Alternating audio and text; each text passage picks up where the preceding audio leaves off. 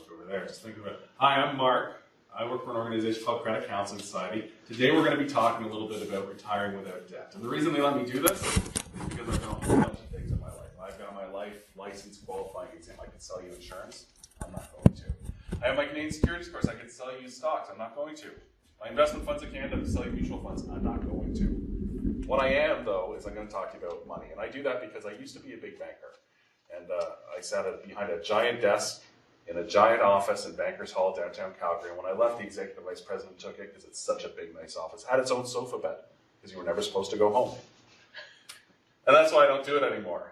And I spent the last 5 years more or less as a credit counselor. And I sit down and I talk to people who have a lot of money issues. And what we're seeing is more and more seniors are retiring with debt or not retiring because of the debt they have. And there's a bunch of reasons for that. So I'm going to talk to you a little bit about a plan to get out of debt before you retire, so you're in a better position to move forward and achieve your dreams. I will let you know that Credit Counseling Society, I will let you know that Credit Counseling Society is in fact a registered charity.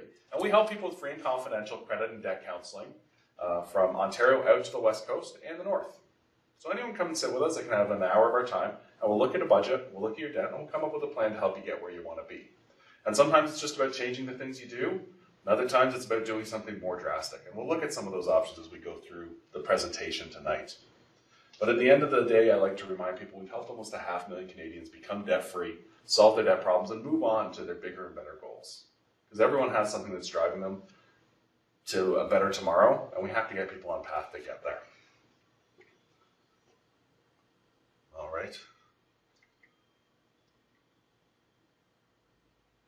This doesn't seem to be working so well.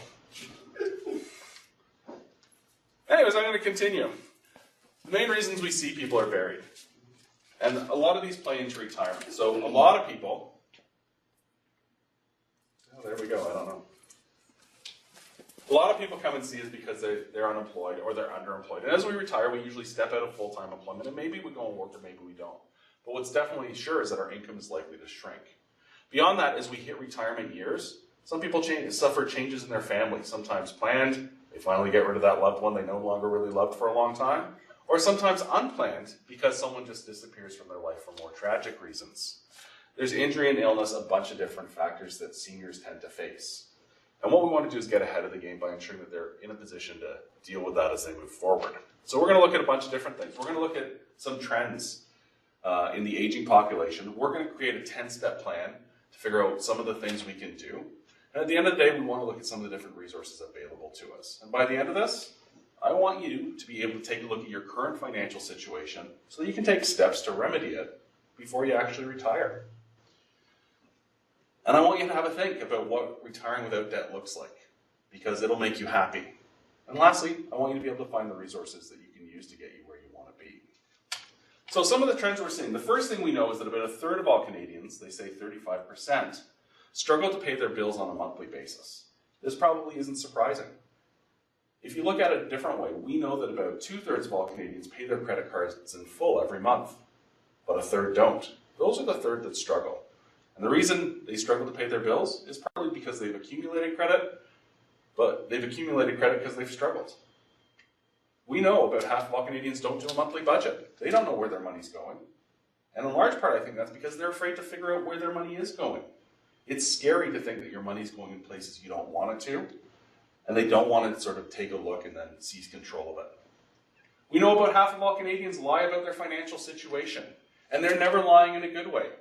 Think about the things you see out there. You don't see people driving beaters and going, yeah, look at me. They're driving BMWs. But would they drive those BMWs if they had to have a flashing light saying how much they owed on the top of it?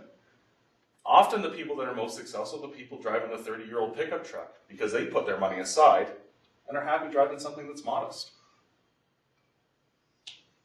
And perhaps most telling towards this presentation, we know that the fastest growing segment of people we see through our doors at Credit Counseling Society are over the age of 55. They're increasing far faster than sort of middle-aged Canadians. And that's alarming because these are people that are often running out of options as they run out of time. So, we see more clients retiring with debt. Worse yet, we see those clients that can't retire because they have lots of debt. And they know that if they don't have their full-time income, they can't make ends meet.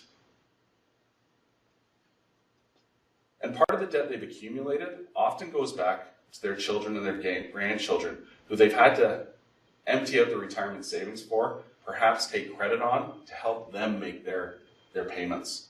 It's not uncommon to hear someone come in and sit down and say, you know what, I had retirement savings, but my kids needed help with the mortgage. So I tapped them out. And then I don't have any money coming in because all my money coming in was from my retirement savings, so I ran up my credit cards. This isn't a situation we want to see people in. So step one on retiring without debt, let's know why it's important that we retire without debt.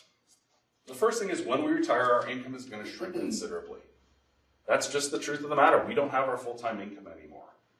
And the best jobs we usually have, the best paying jobs, are the ones we have right before we retire.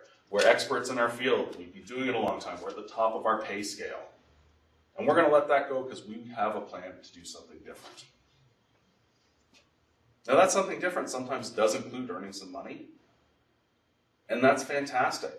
But you know, my plan when I retire is to go mix paint at Home Depot. Even though I work at a charity, I'm pretty sure mixing paint at Home Depot pays less than what I make now. So my capacity to earn in the future shrinks. All the while, the cost of living never ceases. I don't know if you guys have eaten a lot of beef lately. I haven't. We eat a lot of pork because pork is cheap, but the price of beef seems to be going up every time I go into the grocery store. Your cost of housing isn't going to shrink either.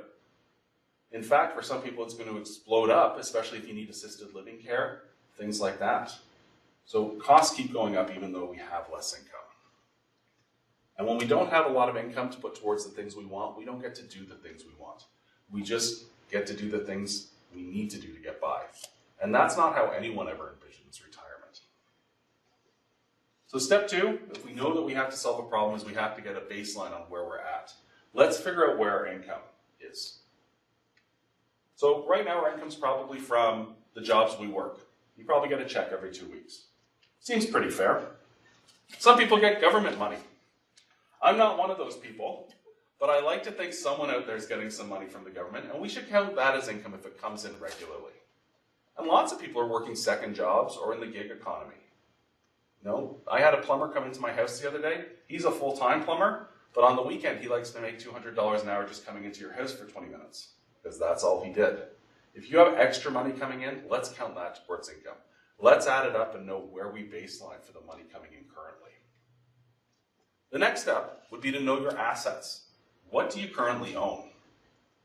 For some people, this is going to be a really, really broad list. For other people, it's going to be a very, very small list. But assets can include anything of significant value. But let's be honest when we look at our assets. We have lots of people who come into our office and say, my house is worth $800,000. That's what I paid for it 3 years ago. 3 years ago, it was worth $800,000, and now I would hazard a guess it's worth $5 million because the market's declining. People often tell us they have fantastic collectibles. I have my great-grandmother's china. China, once upon a time, was a very valuable item. People kept sets of it. God forbid you break a glass. My dad hit me once when I broke a piece of china. It was that valuable. Now, you can go into the thrift store and buy a whole set for $80. It's not what it once was.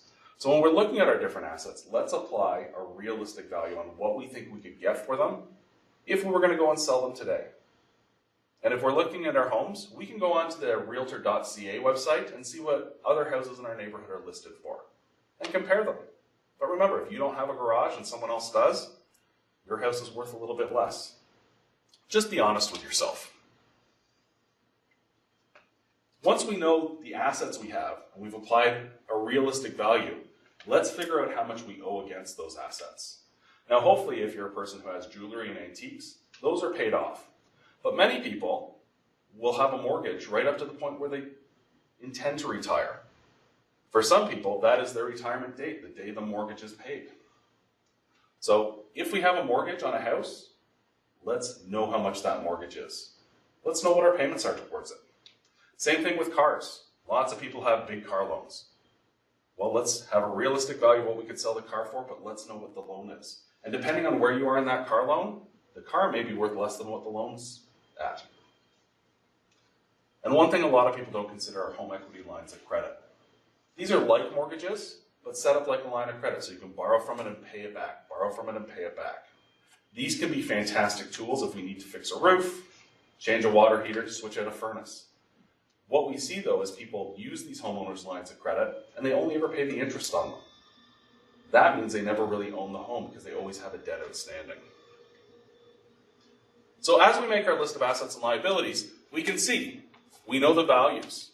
We also know how much we owe against them. So if my home is valued at $400,000, sounds like a nice house, and we have a $200,000 mortgage against it, we really have $200,000 of equity there. But we also have a homeowner's line of credit, or a HELOC, with $20,000 on it. Now we only have $180,000 of value, real value that we could cash in on. Take into account rental homes, vehicles, household goods. When we look at this list, we have approximately $295,000 of equity. It's not a bad place to start. We have to take into account one last thing though, and that's looking at all our unsecured debts. And unsecured debts are things like credit cards or debts that aren't tied necessarily to an asset. So sometimes people will have a line of credit. Maybe you got your tooth done at the dentist and took a loan out to do it. These are unsecured debts. No one's going to come and repossess the caps they put on your teeth. They're not secured. So take into account and make a list. And we don't only want to make a list of the amounts we owe to these different types of debts. We want to have an understanding of what the minimum payments are and what the interest rates might be. So as we list out our unsecured debts, we're going to put the annual interest rate and how much we owe. And when we add up the total amount we owe on these unsecured debts, in this example, we owe about $45,500, with our high interest rate being almost 20% and our low interest rate being 8.5%. We want to know this because if we come up with a plan to address the debt, we may want to pay the smallest one off first or the one with the highest interest rate off first. We have a good, clear understanding of where we're starting now. We know our income. That's where everything draws from. We know what we own. We know how much we owe against it. We know who else we owe money to. The last part is figuring out, what does life cost us? This goes down to a budget. And when we take a look at what our monthly expenses should look like, we're going to include all those fixed expenses: housing, utilities, insurance, debt payments. We're going to look at our variable expenses, things like groceries and gas, things we like to do, eating out.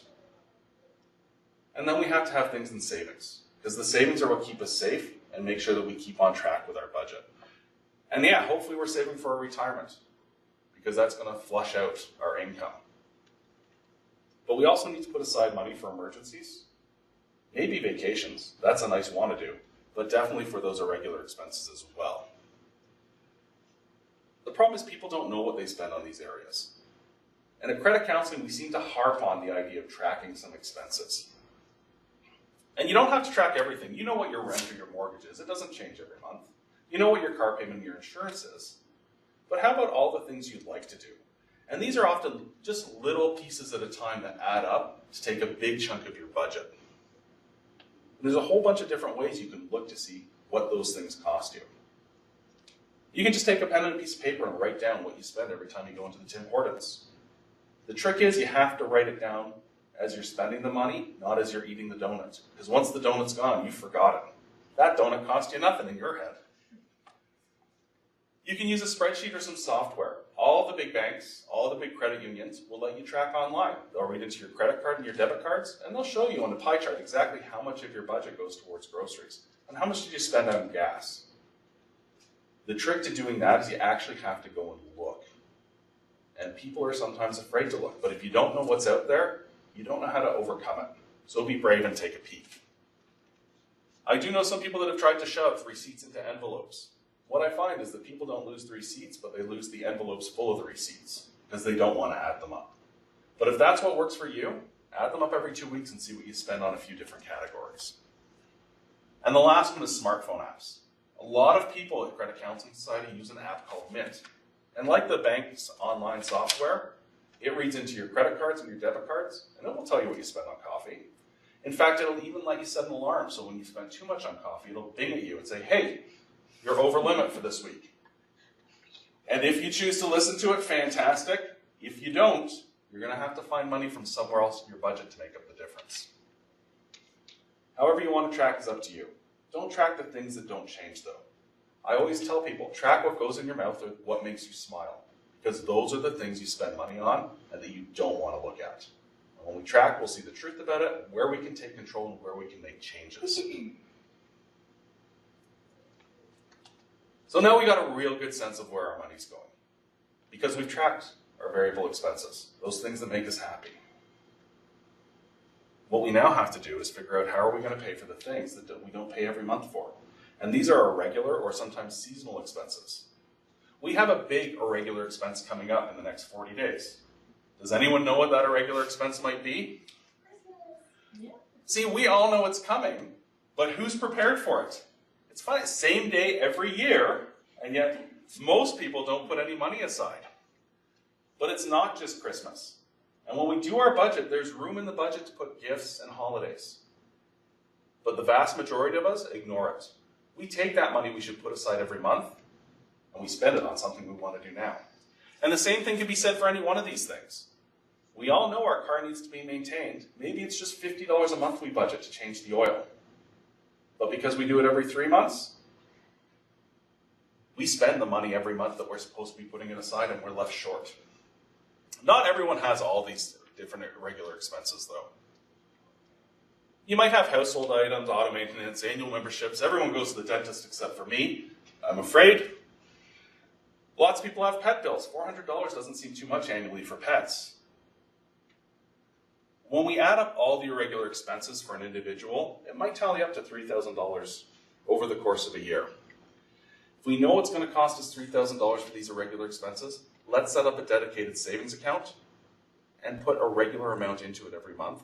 That way when they come up, we know we have the money put aside and we won't be tempted to use credit to cover the shortfall. So if it's $3,000 a year on annual irregular expenses, that's $250 a month, or if we're paid bi-weekly, $116 bi-weekly. Now that still sounds like a lot of money to me. To be fair though, I'm still the person. I'm different than my kids. Because I'll point to my kids and say, hey, there's a loonie on the ground. And my kids will walk by and not pick it up. And I'm like, it's only a loonie. If I see anything silver on the ground, I'll still pick it up because I think a dime's worth money. So $116 seems like a lot of money to me to put aside every 2 weeks. But you're going to have to spend on Christmas, on dentists, on property taxes anyways. So you're better to set aside the money in advance so that it's there when you need it. So we're going to be all set here. We know a whole bunch of information. We know how our budget works. We know we're putting money aside for those things that come up occasionally. Now we have to find a plan to pay off our debt. And this is where it gets a little bit complicated because there's lots of people out there willing to help you. And there's lots of different solutions. So what we want to do is make sure that when we go and seek help, it's reputable. The other thing we want to do is we want to go in with all our information so that we can sit down with someone who's going to help us find a plan. And no one's just going to say, hey, you owe $20,000, you should pay me $500 a month, that'll settle it. It doesn't work that way. People have to know that you have enough money to get by. People have to know what assets you have to see if there's a solution there. If you want a really good solution, it's going to involve delving into your financial life. So find someone reputable that you're willing to share that with.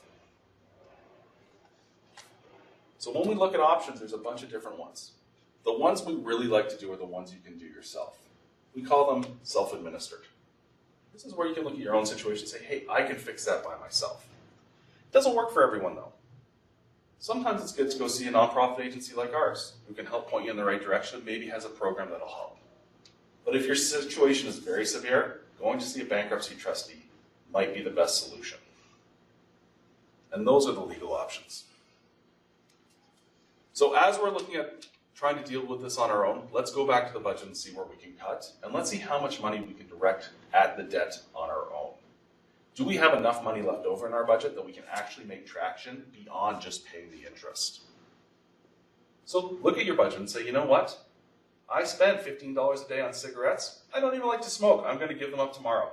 And all of a sudden I'm going to have, $450 in my bank account at the end of the month. That's something you can do great.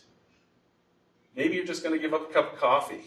Is that a comment? Sorry? It doesn't work like that. Well, for most people, it doesn't work like that. It doesn't work like that. You're like, where did that $15 go? I don't know. The trick is, if you're going to cut from your budget, and I'm glad you said that, because the trick is if you're going to cut from your budget, you're not going to smoke. I hope you won't, but you probably still will. If you're going to give up that latte a day, if you're a Starbucks person, if you're going to stop chewing gum every day, figure out what you're giving up, and you have to take that money and put it away immediately into a savings account. So it might be $15 a day, it might be $1 a day, but you know who's going to help you do that? Your financial institution. I was talking to some people at TD the other day, and they told me they're only too happy to every day go into your account and take some money and put it in a savings account for you. Every day they'll do it. And every day you can check to make sure it's there.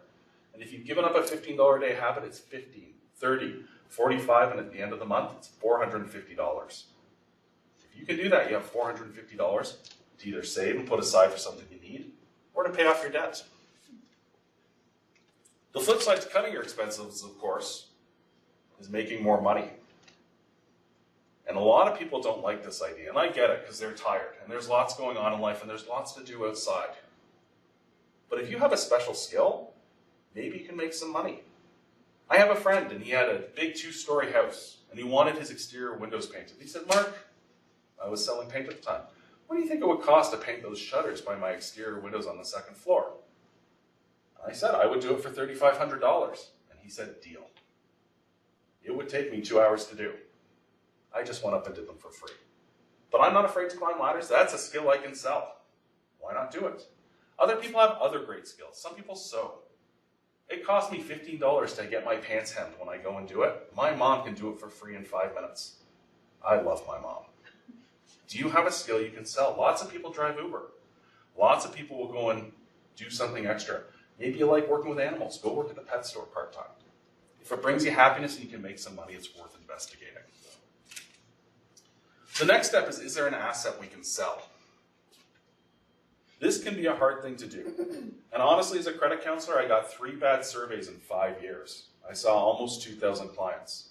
And when I got the bad surveys, it's because I told 2 people they had to sell a house and 1 person they had to sell their Harley. They were not happy with me. But it was an honest solution, because sometimes selling an asset will improve your cash flow. It's something you no longer have to pay for. You sell your house, or let's say a rental property or a vacation home, you don't have to pay to maintain it. You don't have to pay to rent it. You don't have to pay to insure it. You don't have to pay a mortgage on it. That in and of itself can be a lot of money to help your cash flow and pay debt. But if there's value to it as well, maybe that eliminates your debt altogether. It's just an idea. There are other things to sell too, though. Maybe you have jewelry, maybe you have art. These things can take a long time to sell. And really, when I buy things on Kijiji, I usually just ask to take them away for free to help the person out. So if you think there's a big value there and it's something really worthwhile, maybe go get it appraised and find out what the true value is. So you get what's really fair, but understand sometimes things can take a long time to sell. Some people will talk to their creditors, and a great thing to do is if you have a lot of debt at a high interest rate, why not go talk to your financial people at your bank or your credit union and say, hey, can you make all my debt into one loan that I can pay over a set period of time at a lower interest rate? Set payments are a great way to eliminate debt because it just happens every payment that the debt gets smaller. And a lower interest rate means you're paying off the principal that much more quickly. Banks love to give consolidation loans.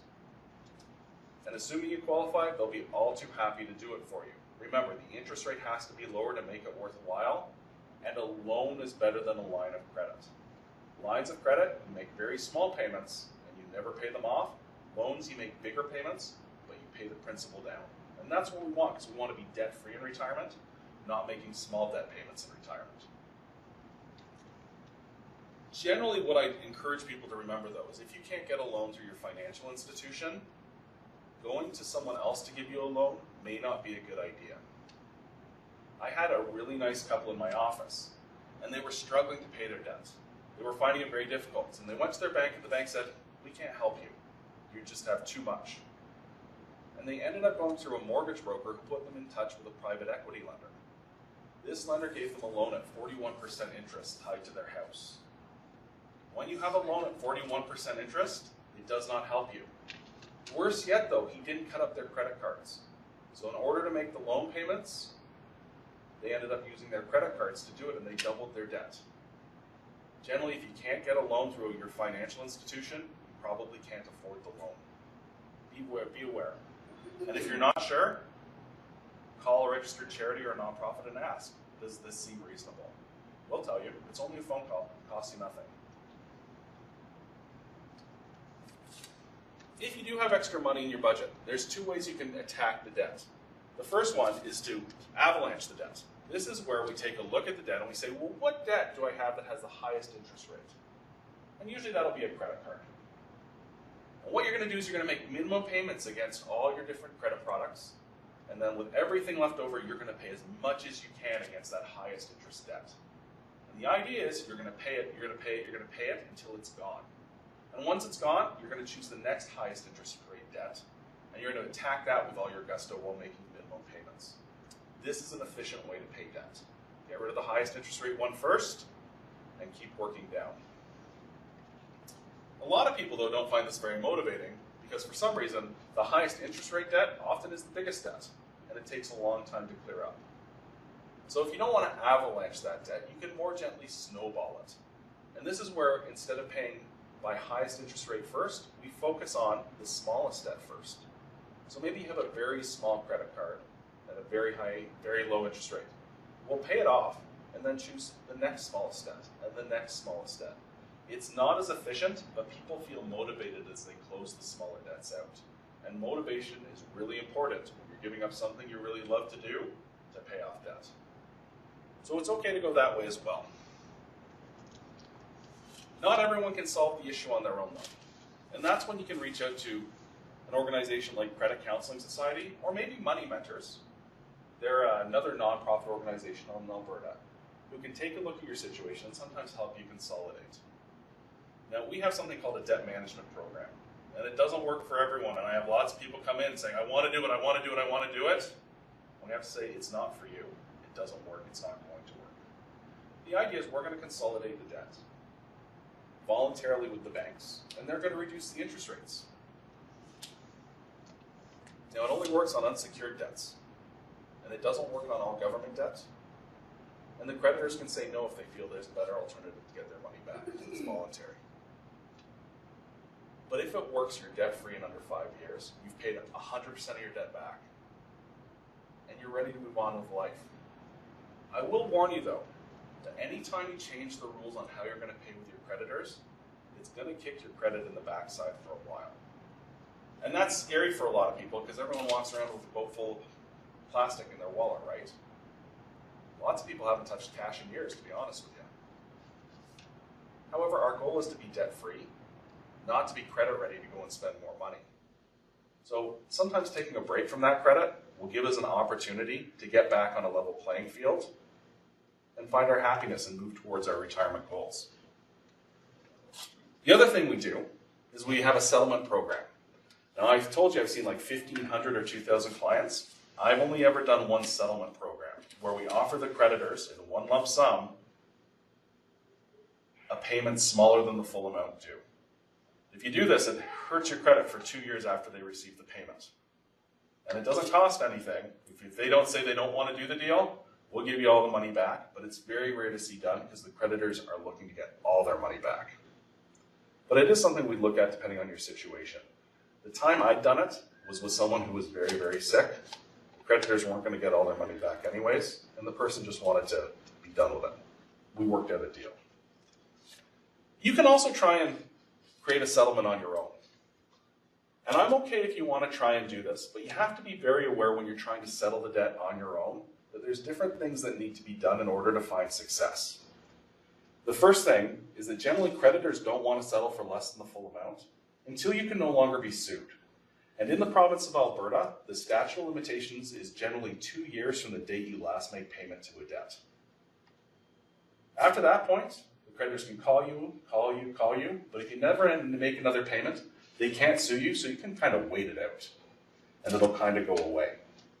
But once you're beyond that 2 years, you have more power. You can say, you know what, I'll pay you half of what I owe you, because that's what I can afford, and because that might be the only chance to get the money back. They might settle with you directly.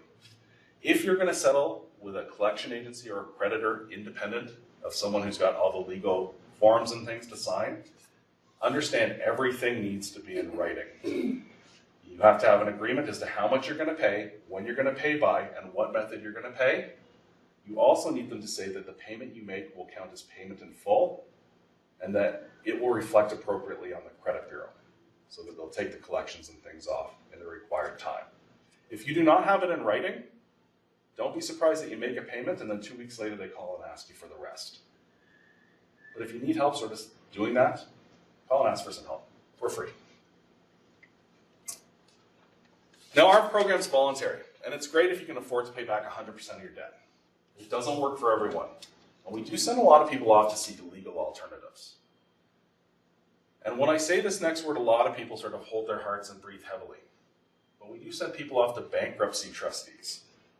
I'll tell you, bankruptcy trustees have trust in their name because they're ethical and they're good people, and they're out there to help you. Remember, though, they're legal people, and they have their partnership, and they're there to make money, which is super cool. Everyone has to make a living. Only bankruptcy trustees can put you into a bankruptcy or into a consumer proposal. If you're walking through a mall and there's a guy who says he can reduce your debt by 80%, he's probably going to take a large fee to send you off to a bankruptcy trustee. You can go see a bankruptcy trustee for no charge. They'll sit with you. You can take an hour of their time. They'll go through your situation. It doesn't cost you anything until you sign the papers. Trustees are regulated through the federal government. They have an oversight body called the Office of the Superintendent of Bankruptcy. There's rules they follow. And their job is to get as much money as they can from you for the creditors while using the rules to protect you. Is it scary? Everyone's afraid of the law and everyone's afraid of the tax man. If this is the right solution for you, it's a good solution for you. It's okay to do it. So the first thing a trustee will look at, I'm going to skip ahead a slide first. They're probably going to take a look and see what a bankruptcy is going to cost you. A bankruptcy is a court action. They go to court on your behalf and they say, look, based on this person's situation, the assets they own, the income they earn, we think they have to pay this much money back. And the court may say, well, they have to sell their house because we have to take some money from their house to pay the bankruptcy. Or the court might say, you know what? Yeah, we agree. The way you run it works good. At which point, you have to make a monthly payment and do whatever your trustee says for either 9 or 21 months, first time through. When you go bankrupt, it affects your credit for 6 years after your last payment. So if you're in a 9-month bankruptcy, it's 9 months plus 6 years after. Then it falls off your credit bureau. If you do a 21-month bankruptcy because your income's higher, it's 21 months and then 6 years and it falls off your credit bureau. While it won't be visible on your credit bureau, you do go into a registry that people can search up to see if you are bankrupt or have been bankrupt in the past. I was a banker for a long time. Never once did I ever look to see if anyone had been bankrupt. I didn't care. If it's not on your credit bureau, I can probably give you a loan. I get paid to give you loans. I want to give you a loan. It's not the end of the world. What's really important is that you understand you've embroiled yourself with a legal professional. You have to do what he says, or else he doesn't discharge you and the debt doesn't end. Okay? But they're fine to see. They're nice people. Bankruptcies are becoming far less common, though, because trustees have another alternative. And that's called a consumer proposal. This is where the trustee determines how much he would pay the creditors back in a bankruptcy. And he says, well, what if we pay them a little bit more than what you'd pay in a bankruptcy? Not the full amount, but a little bit more. But instead of going bankrupt and through the courts and tying up the legal process, why don't we just make them an offer that would be legally binding? And you'll pay them so much money every month for as long as 5 years. Sounds pretty good, right? And in fact, if you come into more money while you're in a consumer proposal, you get a big tax return, you win the lottery, you could pay it all off. It's a set number, so you could pay it all off 3 months in and be done with it. It affects your credit for the period of time you're paying the proposal and then 5 years after. And then it drops from your credit report and life goes on. This is more and more what trustees are doing. Real power behind trustees is because they're legal people, they can include a lot of government debt into the process that other people can't. So sometimes it's worth investigating. It is full of rules, though, and before you go in, if you come and sit with us and we think this is what you should do, we're going to tell you roughly how it works, what it might cost you, and what you should look for when you're talking with someone. Because you are tying yourself into a relationship with someone for a set period of time. Whatever option you take, the trustee is going to charge you fees. There's a fee to do this. There's paperwork to be filed. There's meetings to be had.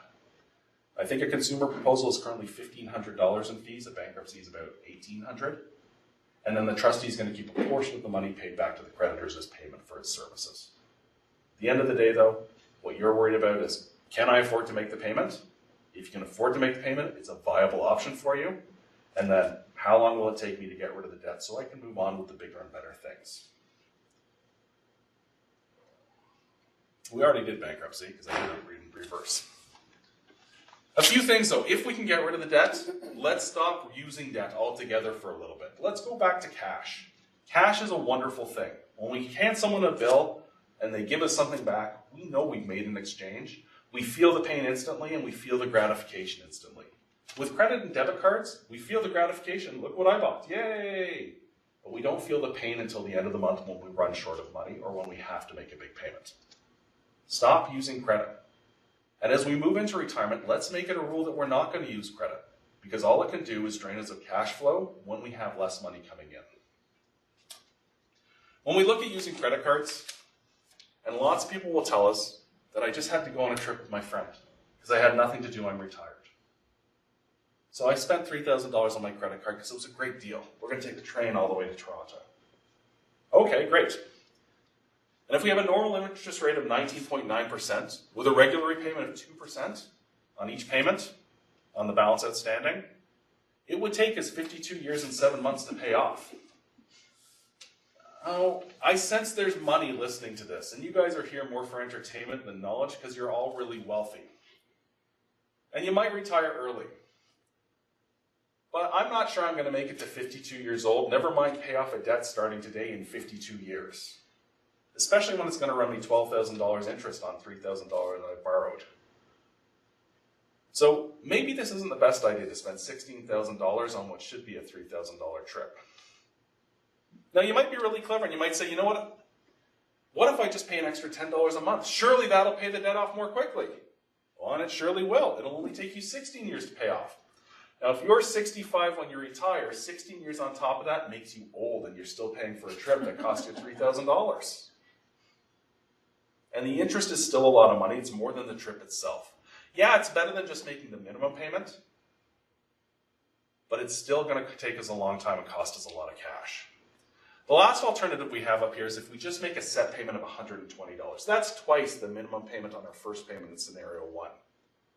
It should take us substantially less time to pay off. And in fact, it will only take us almost 3 years. And the interest that costs us is less than $1,000. Our great deal of a $3,000 trip, in fact, costs us almost 25% more than we thought we'd pay. What would be better is to go back to our budget initially and say, I'm going to save $250 a month for the next year and then pay cash for my trip. And then I don't have to pay all the interest out. I won't be worrying that when I'm, 143, that I still owe the money. So create savings. Savings keeps us safe. Savings helps motivate us because we're saving towards things that are important for us. And there's a bunch of different ways to do it. A 52-week money challenge is where I put a corresponding number of dollars into a jar for each week of the year it is. So week 1, I put $1 in the jar. Week 2, I put $2 in the jar, now I've saved $3. Week 3, I put $3 in the jar, I've saved $6. I'm not going to go on, but at the end of week 52, you've saved almost $1,400. It's not a bad way to go. If you just drop dimes into a 2-liter pop bottle, making sure you've rinsed out the pop bottle first, or else you'll never get the dimes out, a full 2-liter pop bottle of dimes is worth $700. And no one misses dimes. My kids won't bend to pick up dimes. No one misses dimes anymore. But $700 worth is a lot of dimes. If you have the money, just throwing $50 a week into a savings account will give you $2,600, or you get $1,000 by putting in $77 for 13 weeks. And where should you put it? Maybe you want to put in your registered retirement savings because that'll give you a tax return at the end of the year, right? Because you pay taxes on that money when you withdraw it, not when you put it in.